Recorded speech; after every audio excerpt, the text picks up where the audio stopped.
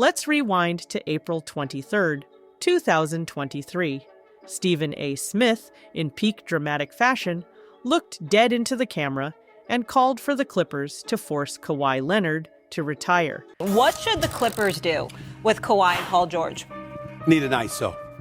Put the camera on me right now. Steve Ballmer and the Los Angeles Clippers should force Kawhi Leonard to retire. Not trade him, not bench him, retire. He needs to go home, he said.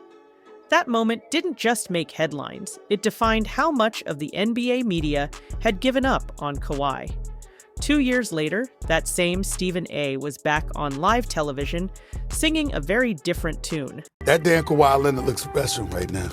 He's looking special right now. I'm never going to go for anybody accusing me of disrespecting his name because the brother can ball. That damn Kawhi Leonard looks special right now. And that's not just a flippant opinion, that's a public about-face from one of the most prominent voices in basketball. This video starts off hammering home that irony, and it sets the tone for everything that follows. It's not just about Kawhi playing well, it's about a player who's been written off, disrespected, and mocked, coming back to remind the world exactly who he is. The narrative was that Kawhi was washed, that he was unreliable, that the Clippers project was a failure. But Kawhi's resurgence is more than just a middle finger to the haters. It's a masterclass in patience, recovery, and elite-level basketball. And this intro, it's a dramatic hook. It reels you in with controversy, slaps you with a dose of irony, and makes you want to stick around to see just how deep this redemption story goes. So here's the thing. Everyone loves a comeback story. But what if the player never actually went anywhere? That's the twist. Kawhi Leonard didn't just return to elite form, he's always been elite. The video does a brilliant job flipping the script. While people focused on his injuries, his minutes management, and his quiet demeanor, they conveniently ignored the fact that when Kawhi was on the court, he was putting up superstar numbers consistently.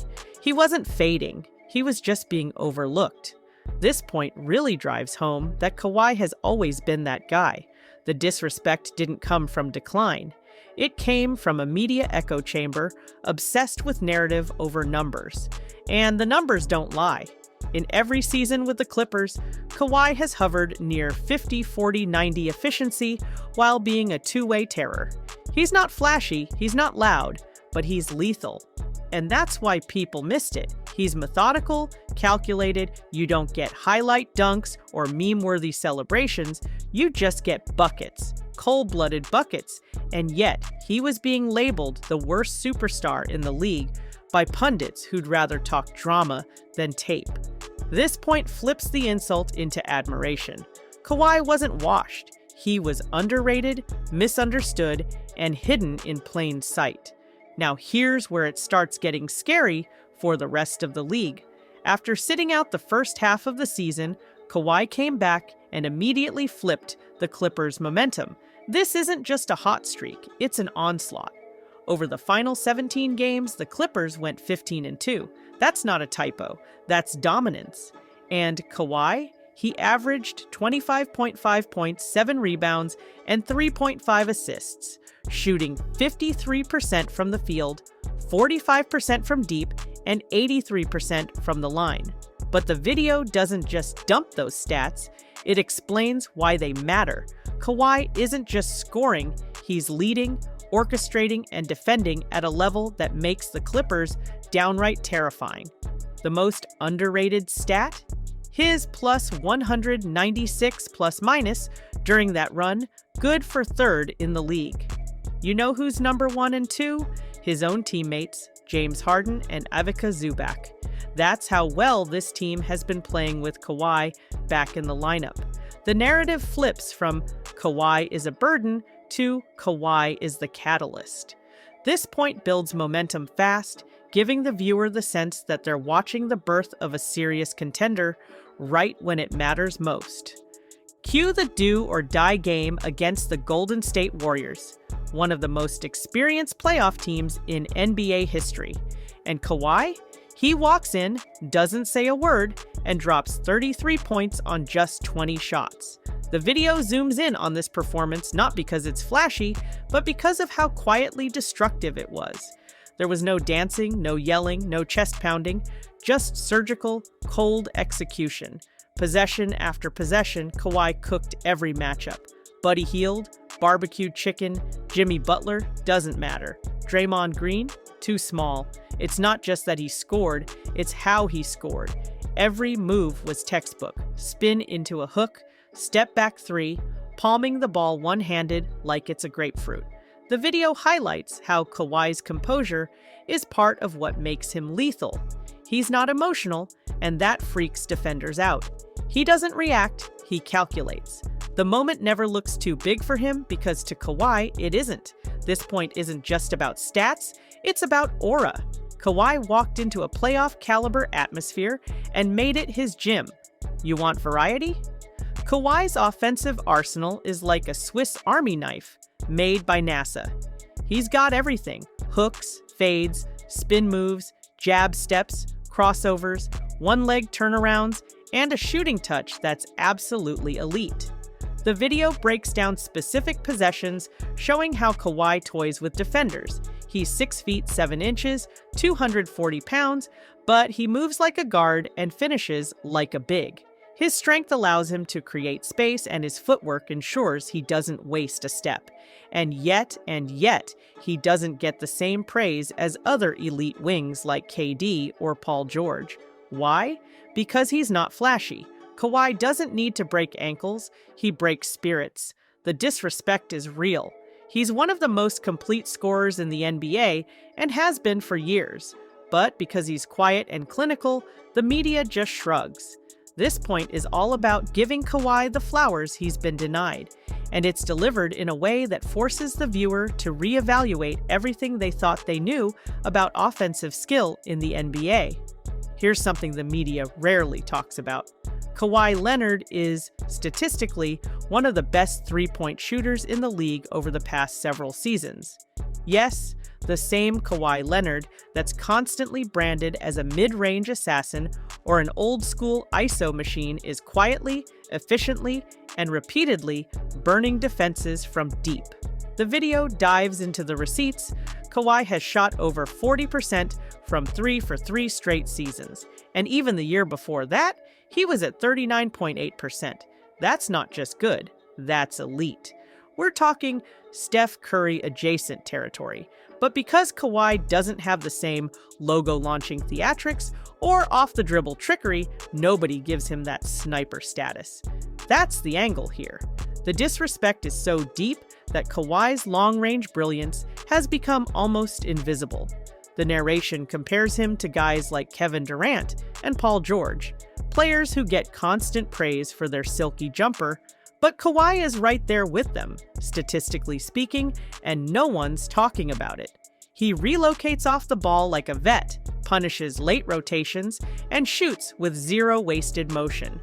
His three-point shot is a weapon, not a bonus, and this segment of the video forces the viewer to reckon with the fact that they've been sleeping on one of the league's most efficient killers from beyond the arc. And when you combine that deep shooting range with his mid-post footwork and downhill strength, you start to realize there's no real way to guard him. He's a sniper disguised as a cyborg, and the league's been fooled. Let's talk about Kawhi's physicality, because this is the part of his game that makes defenders rethink their life choices mid-possession. He's 6'7", 240 pounds, and moves with the fluidity of a shooting guard. Most wings his size either don't have the handle or don't have the finesse. Kawhi has both, and the way he uses his body is terrifying. The video walks through multiple plays where Kawhi literally bullies defenders off their spot, including Jimmy Butler and Draymond Green, 2 of the toughest perimeter defenders in the league.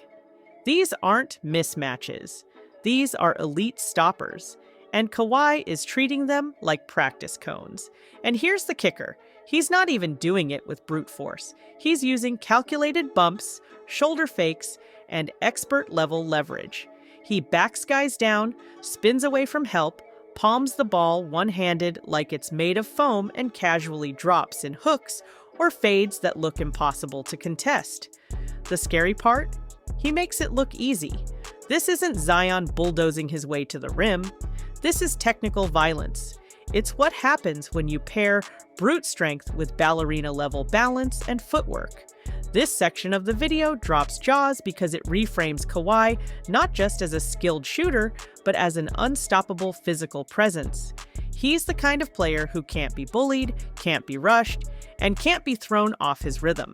And that makes him a nightmare matchup in every conceivable playoff scenario. This is where the story zooms out, and things get really ominous for the rest of the league, because it's not just Kawhi Leonard who's heating up, it's the entire Clippers roster. James Harden is playing at an all-star level. Ivica Zubac is leading the entire NBA in plus-minus over the last 20 games. And this version of the Clippers, they're not limping into the playoffs. They're storming in like a freight train. The media hasn't caught up yet, and that's exactly why this point hits hard. The casual fan still thinks of the Clippers as a team built on broken promises and bad injury luck. But the truth is, with Kawhi back, this team has all the ingredients for a deep run. Depth, experience, shot creation, elite defense, and chemistry. And the timing is perfect. Unlike last season, when Kawhi got hurt, just as things were coming together, this year they're peaking right as the playoffs start. The video hammers home that this isn't just a feel-good streak, it's a tactical, surgical rise.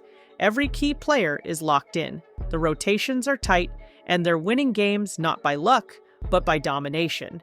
This is a dark horse superpower forming in real time, and the rest of the NBA isn't ready. You want playoff basketball? You want half-court execution, tight possessions, and the kind of intense shot-making that breaks souls? Kawhi Leonard was built for that environment. This section unpacks Kawhi's historical playoff stats, and it's jaw-dropping. From 2019 to 2023, excluding his injured season, Kawhi averaged 30 points, 9 rebounds, and 4.5 assists per game on elite efficiency. That's not great. That's legendary. But even more impressive than the numbers is the way he gets them. Kawhi thrives in playoff tempo. He doesn't need transition buckets, he doesn't depend on rhythm threes, and he doesn't rely on whistles. He just gets to his spots over and over again and knocks down impossible shots like they're layups. He's unbothered by pressure, immune to crowd noise, indifferent to who's guarding him, and that makes him the perfect postseason weapon. The video leans hard into this narrative, painting Kawhi as a playoff boogeyman, a player who waits all season for the moment when the lights are brightest and everything slows down. And when that moment comes, he's inevitable. Add in the fact that he rarely turns the ball over, and you've got a player who doesn't just perform, he dominates. Every single time. Let's wrap it up with a warning. The Denver Nuggets are the defending champs. They've got MVP-level talent, depth, and experience. And yet, there are whispers, rumors that Denver wanted to face the Clippers instead of the Timberwolves. That they saw LA as the easier matchup. And if that's true, that's a massive miscalculation, because there is no favorable matchup when Kawhi Leonard is healthy and locked in. This final point is the mic drop moment of the video. It throws down the gauntlet. Kawhi is not some fragile relic from 2019. He's back, better and more dangerous than ever. The Clippers are not a meme team anymore. They're a contender, a legitimate, terrifying, mathematically proven threat. And if Denver or anyone else thinks they're getting a free ride by facing the Clippers, they're going to find out real quick that Kawhi doesn't play that. This closing argument is designed to leave you thinking long after the video ends. It plants the seed of doubt, the tension, the what if, because if Kawhi stays healthy, and that's always the big if, then the NBA might be looking at one of the most poetic redemption arcs in recent memory. The guy they told to retire is now the player nobody wants to face, and the NBA might have to learn that the hard way.